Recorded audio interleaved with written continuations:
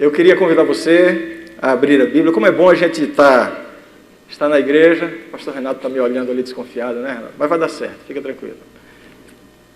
Eu estava ali com a minha esposa e olhando para a igreja, vendo a igreja repleta, né? Quando reiniciam as aulas, a gente começa a voltar àquela rotina gostosa em nossa igreja. Isso nos dá muita alegria, muito contentamento. Todos são muito bem-vindos. Que Deus realmente abençoe a cada um de nós na exposição da Palavra de Deus nessa noite. Eu queria dizer o mesmo para aquelas pessoas que nos acompanham pela internet. Interessante, nós temos tido uma outra igreja virtual. O pessoal ali que cuida da parte da internet me informou há uns dias atrás que nós temos centenas de pessoas que nos acompanham semanalmente pela internet. Então isso aumenta muito a nossa responsabilidade. Eu queria convidar você para lermos 3 minutos e meio. Eu queria convidar você para ler o texto que está em Romanos, capítulo 8. Romanos, capítulo 8. Eu não vou fazer uma análise desse texto, mas ele vai servir de ponto de partida para a nossa reflexão dessa noite. Romanos, capítulo 8. Esperar que todos abram. Joelson, como é que está aí? Se puder me dar um pouquinho de retorno, eu agradeço, tá bom? Romanos, capítulo 8, o verso 1. Esta passagem, para mim, é uma das passagens mais poderosas da Bíblia, uma das passagens mais esclarecedoras, confortadoras e motivadoras para a vida cristã. Então, como eu disse, ela vai ser a base para uma reflexão que a gente vai fazer aqui hoje à noite. O texto diz assim, todo mundo encontrou? Estão me ouvindo bem lá atrás? Eu quero ter a segurança de que o som está chegando. Por favor, levante a mão, está bem lá atrás? Tá, eu só preciso de retorno aqui. Romanos capítulo 8, verso 1 diz assim: Agora, pois, já nenhuma condenação há para os que estão em Cristo Jesus. Vejam que segurança tremenda. Esse texto aqui nos dá a convicção de que em Cristo nós estamos salvos, não há condenação, se você está em Cristo. Bem, tendo isso em mente, eu faço uma pergunta. Não quero que ninguém responda precipitadamente, porque a nossa reflexão vai se delongar em torno dessa pergunta. Tendo a certeza de que, estando em Cristo, nós estamos salvos, de que em Cristo não há nenhuma condenação, a minha pergunta é, você tem segurança da sua salvação? Você tem confiança de que você está salvo? Eu repito, não tente responder nem para si mesmo de forma precipitada. Por um lado é fácil raciocinar assim, bem, é claro que eu tenho certeza da minha salvação, porque a Bíblia me diz que em Cristo nós não temos nenhuma condenação. Isso é verdade. Mas aí é natural que surja uma outra dúvida. A dúvida não é se, estando em Cristo, há salvação ou não. Sabemos que há salvação. A grande dúvida é, será que eu realmente estou em Cristo? Entre aspas aqui, o suficiente para ter certeza da minha salvação? Esta é a pergunta. Como saber se eu estou salvo ou não? Nós somos especialistas para avaliar a salvação dos outros, né? Olha lá, aquele lá vai para o céu. Ah, aquele outro ali, nossa, isso aí nunca vai chegar no céu. A gente está sempre avaliando a salvação dos outros. O meu convite nessa noite é que você comece a refletir comigo um pouquinho, fazendo essa pergunta para si mesmo. Você tem segurança da sua salvação? Por extensão, vem outra pergunta. Como eu posso avaliar a mim mesmo? Não estou falando em avaliar a vida dos outros. Como eu posso avaliar a mim mesmo?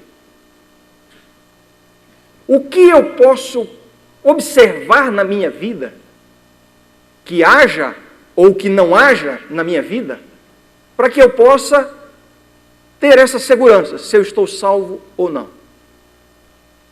Deixa eu tentar descomplicar um pouquinho. Não sei se eu estou conseguindo explicar bem a questão que eu quero levantar. Por exemplo, ontem eu fui fazer uma operação no meu cartão de crédito e eu precisei ligar para a operadora, né? E aqueles que lidam com o cartão de crédito sabem disso, né?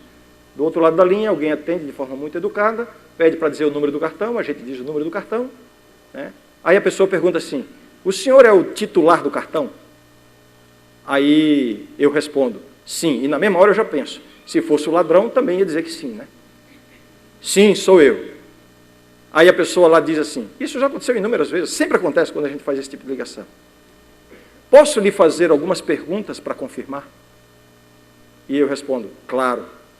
E a pessoa do outro lado faz algumas perguntas, sempre são diferentes. Perguntas sobre número de telefone, data de nascimento, que idade tem, nome da mãe, nome do pai, CPF, enfim. Perguntas meio surpresas, e a partir dessas respostas, a pessoa identifica se é o titular ou não. Mas cada vez que acontece isso comigo, eu fico pensando assim, mas e se fosse o ladrão que tivesse uma ficha minha com essas informações? E respondesse tudo direitinho. Qual é o seu telefone? É tal. E qual é o seu CPF? Nome do pai. Enganaria a pessoa? É claro que sim. Ou seja, a partir dessas respostas que eu dou, a pessoa que está do outro lado da linha não pode ter completa certeza de que é o titular do cartão.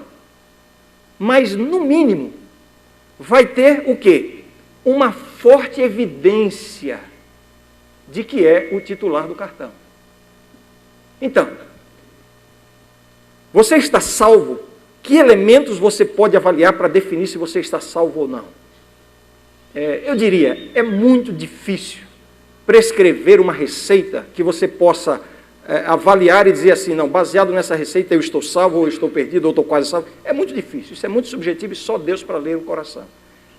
Mas acontece que na Bíblia e no Espírito de Profecia nós encontramos algumas evidências que se revelam na vida daquela pessoa que está salva.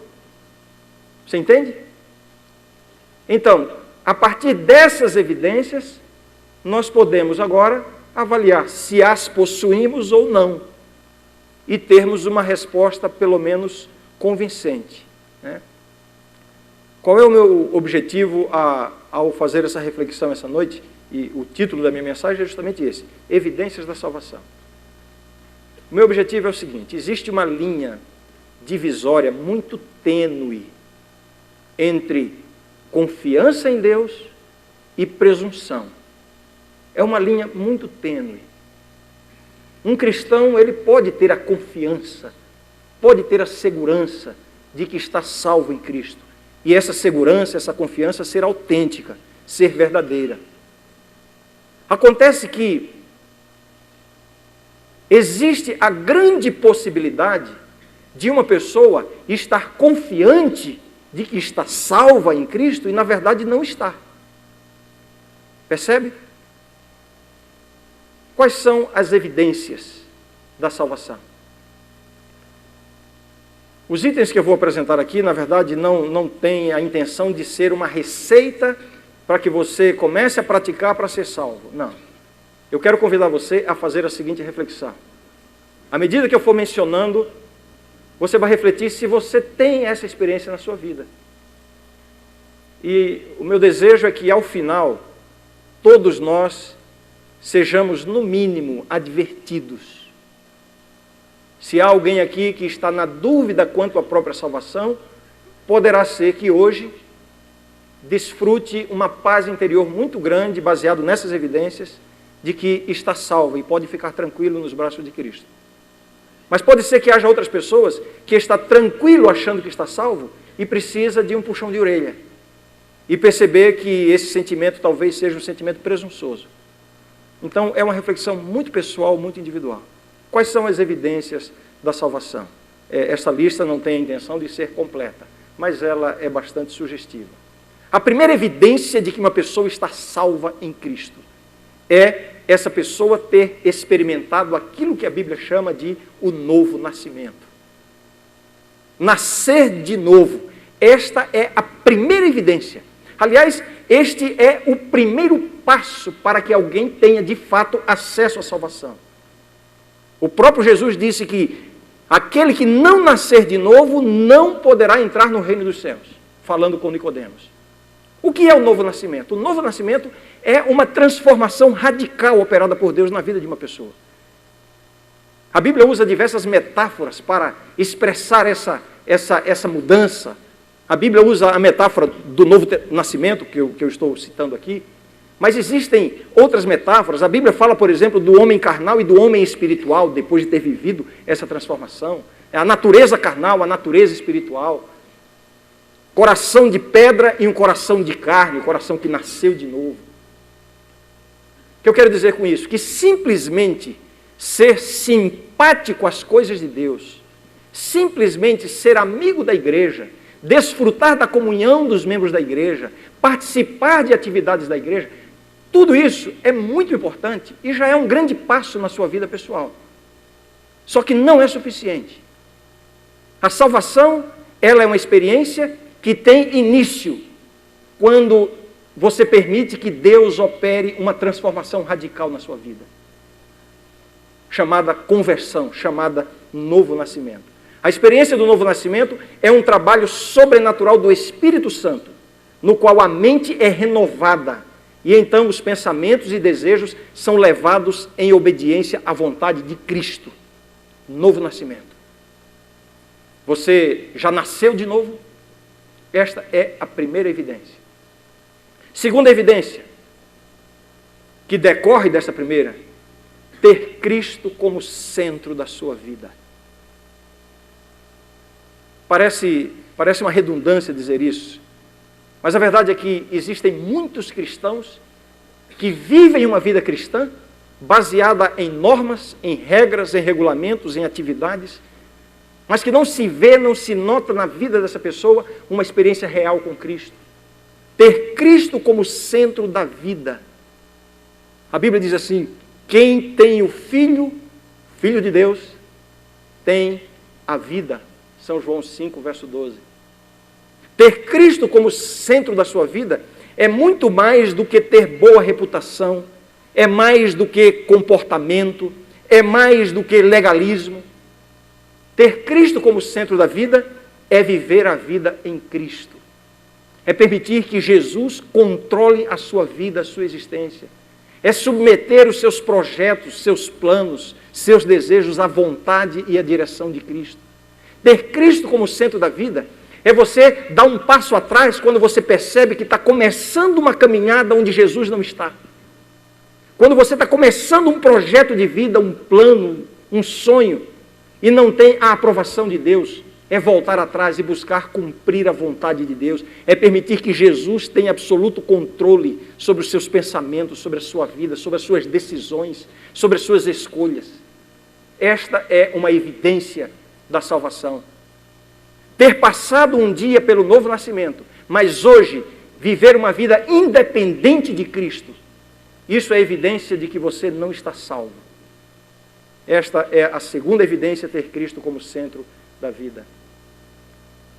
Uma terceira evidência da salvação: sentir um profundo interesse pela palavra de Deus. Uma pessoa que experimentou a salvação em Cristo, é algo irresistível, esse desejo, essa fome de se alimentar da palavra de Deus, o desejo de receber uma luz, um conforto, uma orientação da palavra de Deus, esse desejo ardente de se alimentar da palavra de Deus. A Bíblia diz assim: desejai ardentemente como crianças recém-nascidas o genuíno leite espiritual, para que por ele vos seja dado o crescimento para a salvação. 1 Pedro, capítulo 2, verso 2. Essa fome da palavra de Deus, esse anseio, né? Aí, sabe, eu acho que se você está vivendo aquela experiência assim, de que quando você pega a Bíblia não dá a menor vontade de ler, quando você começa a ler a Bíblia, você se sente como se estivesse apenas cumprindo uma obrigação, lhe dá sono, não lhe dá prazer, não lhe dá iniciativa para fazer isso. Se você tem experimentado, passado por isso, eu diria, questione seriamente se você está salvo ou não. Porque uma pessoa salva em Cristo, ela vai ter esse interesse, essa fome, esse desejo de receber o alimento da palavra de Deus. Uma quarta evidência, a minha lista tem 8 itens. Uma quarta evidência de uma pessoa que está salva em Cristo. Depois de ter falado sobre esse interesse pela palavra de Deus, eu falo agora sobre a experiência da oração.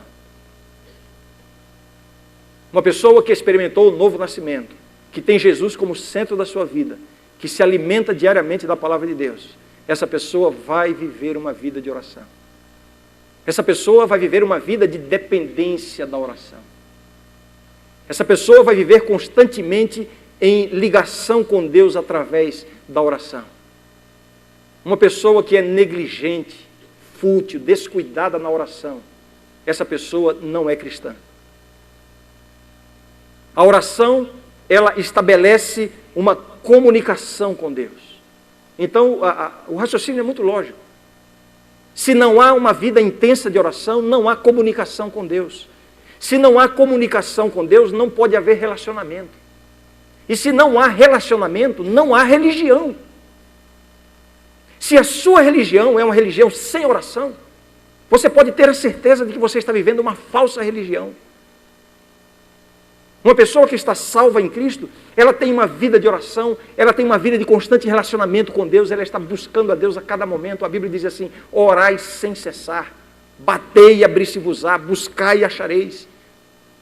Tantas passagens, tantos episódios da Bíblia que deixam muito claro de que a pessoa que vive com Deus, a pessoa que está salva em Cristo, ela tem uma vida de oração. Aliás, irmãos, é impossível viver uma vida cristã sem ser uma vida de oração. Se esta não tem sido a sua experiência, eu diria, questione seriamente a sua salvação. Quinta evidência da salvação: possuir experiência diária nas coisas de Deus. Interessante isso aqui. Jesus disse assim: se alguém quiser vir após mim, a si mesmo se negue. Como é que diz o restante do texto? Lucas 9, 23. Tome cada dia a sua cruz e siga-me. Olha, se há uma coisa que a Bíblia insiste, é no sentido de que a vida com Deus é uma vida de experiência diária nas coisas de Deus. Cada dia, tome a sua cruz e siga-me. Tantos outros momentos da Bíblia. Por exemplo, quando Deus derramou o maná para alimentar o povo de Deus, Israel, lá no deserto. Qual era a orientação? Cada dia, um representante de cada família deveria sair e recolher a quantidade exata para a sua família, para aquele dia. Se a pessoa guardava para o dia seguinte, o que acontecia com o produto? Apodrecia. Por que Deus fez isso?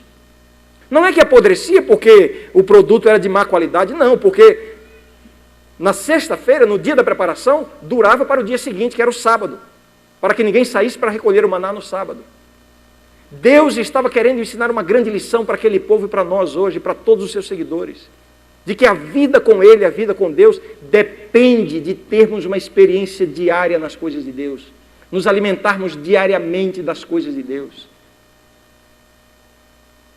Uma experiência na oração, uma experiência de um momento especial de comunhão, uma experiência de um brilho, uma iluminação, uma revelação através da palavra de Deus, uma experiência de entrega, uma experiência de confiança, enfim, uma experiência com Deus por dia, cada dia com Deus. Será que você é um daqueles cristãos que passa dias, semanas e talvez meses sem ter uma experiência real com Deus, uma experiência pessoal? Tem vivido uma religião apenas de formalismo e de práticas religiosas?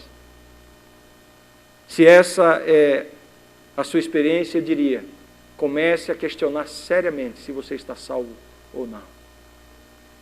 Esta é uma evidência da salvação, possuir experiência diária nas coisas de Deus.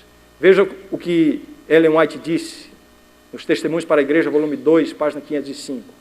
Ela diz assim: cristão algum vive sua fé, a menos que possua experiência diária nas coisas de Deus. Experiência diária com Deus. Uma evidência da salvação. Sexta evidência: admitir a necessidade do Espírito Santo em nossa vida. O Espírito Santo, que é Deus, Ele é o agente da divindade para transformar a nossa vida, para nos dar discernimento espiritual, para mostrar o caminho. Este é o caminho, andai nele. É o Espírito Santo que nos dá essa experiência diária com Deus, na oração, na palavra de Deus. É o Espírito Santo que nos dá sabedoria. É o Espírito Santo quem nos fortalece para que possamos ter vitória em nossas lutas, em nossas batalhas espirituais, diante da tentação, diante do pecado. E uma pessoa realmente cristã, uma pessoa que está salva em Cristo, ela vai ter um sentimento intenso e permanente dessa dependência do Espírito Santo. Uma dependência constante. Não é a nossa união com a igreja, não é a nossa origem, a nossa reputação, virtudes ou quaisquer coisas que possamos possuir que nos ligam a Cristo, mas sim o Espírito Santo de Deus que habita em nós. É Ele que forma os laços de nossa união com Cristo. Eu pergunto, qual está sendo neste momento a sua experiência com o Espírito Santo? Você não tem tido uma experiência real com o Espírito? Uma experiência de busca, de entrega, de se deixar guiar, de ceder num caminho, numa decisão, quando você consegue discernir a orientação do Espírito? Sabe? Você sabe do que eu estou falando.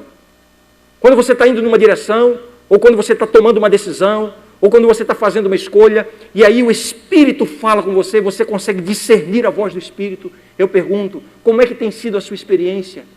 Você tem buscado ceder à voz do Espírito? Ou a sua vida cristã é uma vida de constante luta contra a orientação do Espírito Santo?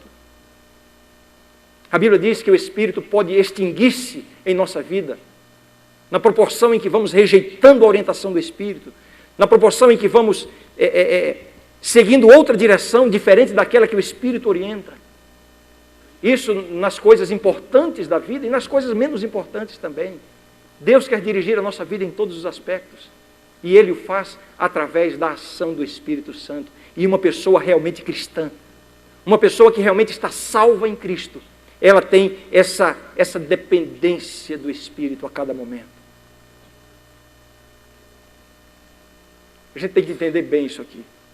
Sabe, às vezes eu fico preocupado com algumas pessoas que dizem assim: ah, pastor, olha, eu estou para tomar uma decisão, e aí, olha, eu estou orando para que o Espírito me revele. Eu queria lembrar você que o Espírito Santo, ele se revela de muitas formas, mas a principal delas, o principal instrumento do Espírito é a palavra de Deus, é a Bíblia. Não foi o Espírito quem soprou a palavra? Quem inspirou os profetas a escrever a Bíblia? O Espírito Santo. Então, se lembre que é muito arriscado quando você está buscando ou até desejando que o Espírito lhe dê uma direção que seja diferente daquela que ele já deu na Bíblia.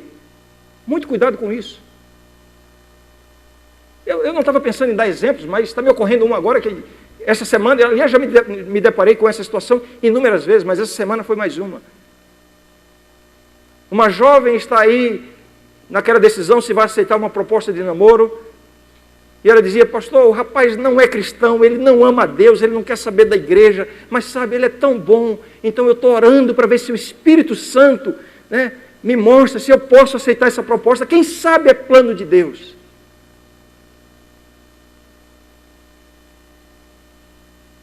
A Bíblia já disse: não vos prendais em um jugo desigual com os infiéis. Esta é a revelação do Espírito com relação a esse assunto. Você está esperando que ele dê outra revelação diferente dessa? Eu não estou falando especificamente desse assunto. Eu estou usando isso aqui como um exemplo. Quem vive uma vida cristã, quem está realmente salvo em Cristo, está plenamente disposto a seguir a orientação do Espírito, que já foi dada em primeiro lugar através da palavra de Deus. E baseado na palavra de Deus, seguir a orientação do Espírito, falando a consciência, falando através de pessoas, etc. Esta é uma evidência de que uma pessoa está salva. É quando essa pessoa está disposta a abrir mão de um projeto de vida, a abrir mão de uma preferência, a abrir mão de um gosto pessoal, porque já entendeu que o Espírito Santo está mostrando outra direção.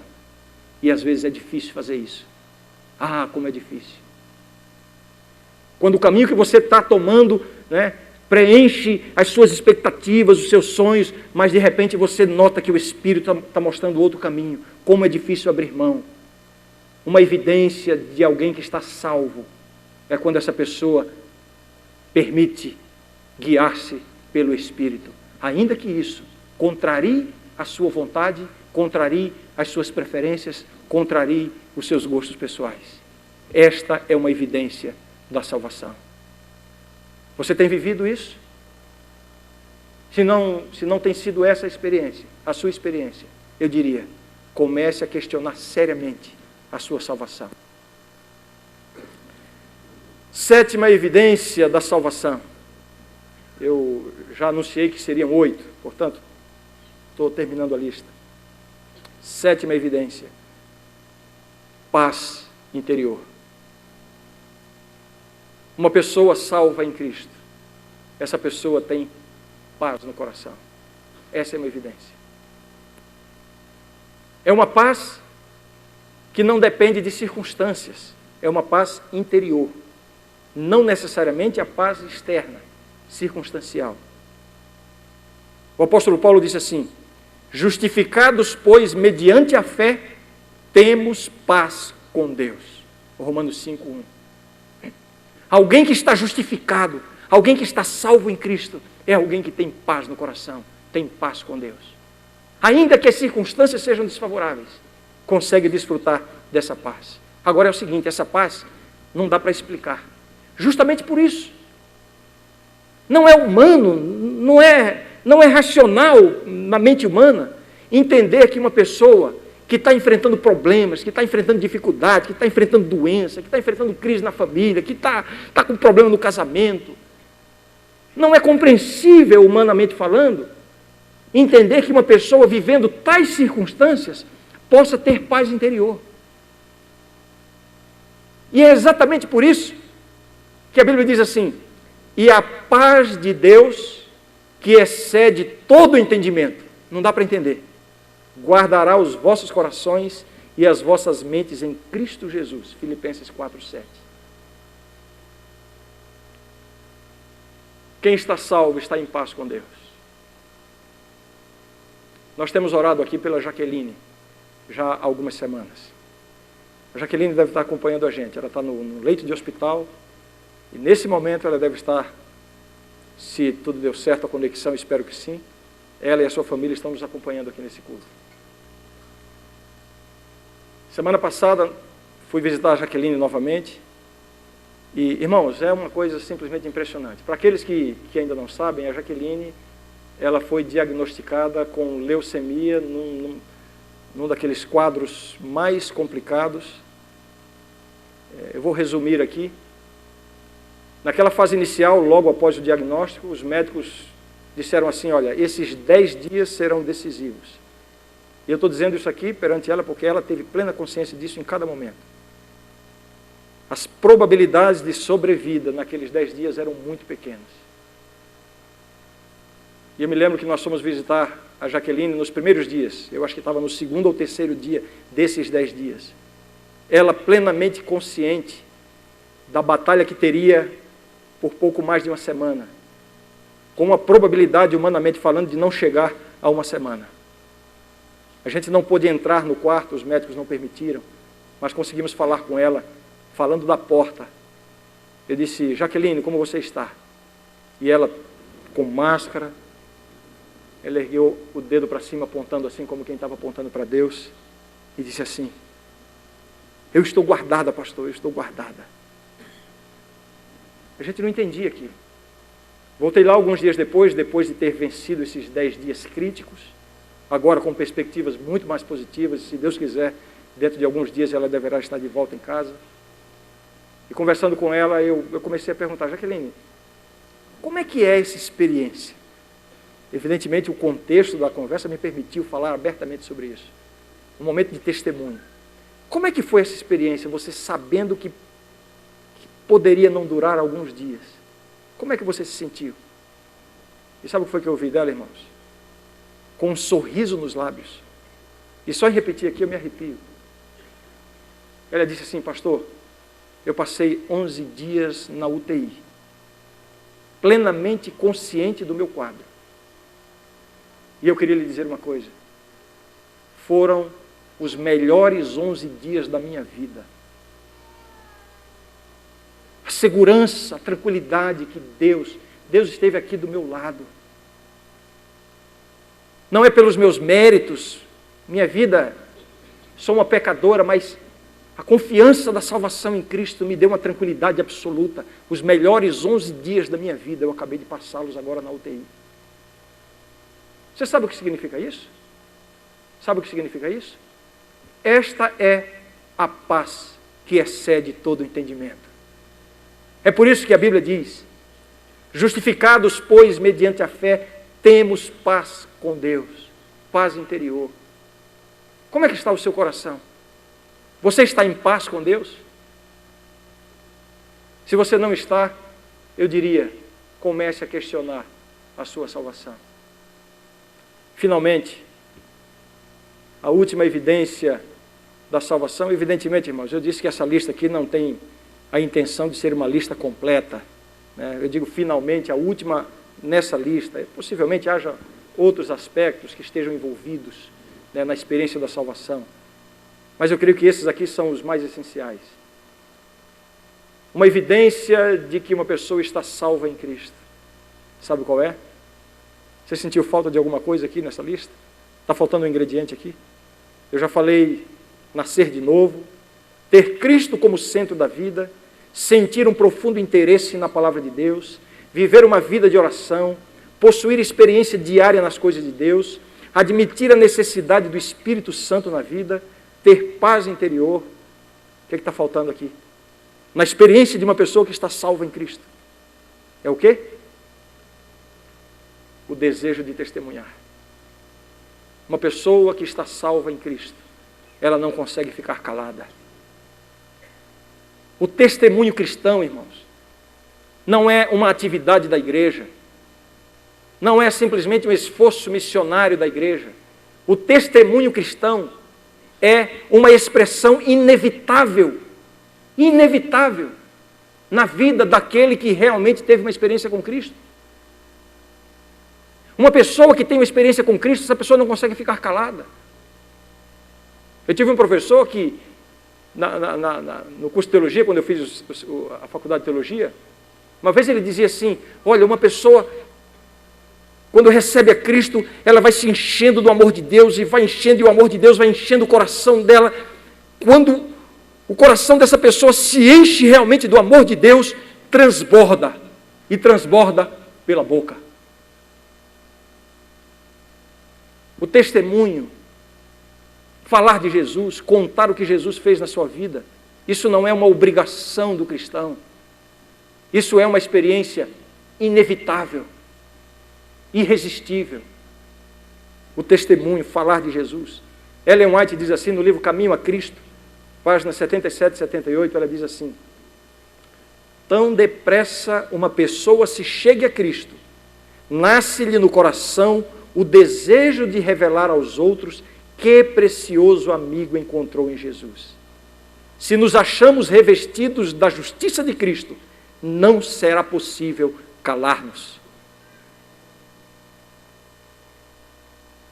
Como é que está a sua experiência nesse sentido? Você tem compartilhado a sua experiência com Deus?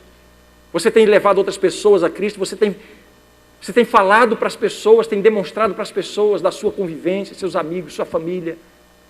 Que transformação extraordinária Deus tem operado na sua vida? Se isso não é algo que você tem experimentado, eu diria, comece a questionar seriamente a sua salvação. Meu desejo ao apresentar esses itens aqui foi somente um: levar-nos a entender, em primeiro lugar, que se estamos em Cristo, temos a garantia da salvação. Agora, estar em Cristo vai transformar a nossa vida, e nós vamos viver de tal maneira a dar evidências dessa experiência.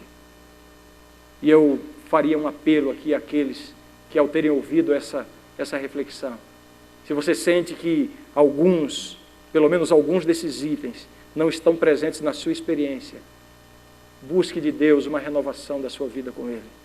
Busque de Deus uma reconsagração, porque Deus poderá transformar a sua vida e fazer com que você viva a vida cristã de maneira plena, demonstrando todas as evidências disso. Quantos gostariam agora de orar ao Senhor e dizer: Senhor, eu quero estar salvo em Cristo, me ajuda a viver uma vida que reflita essa experiência contigo.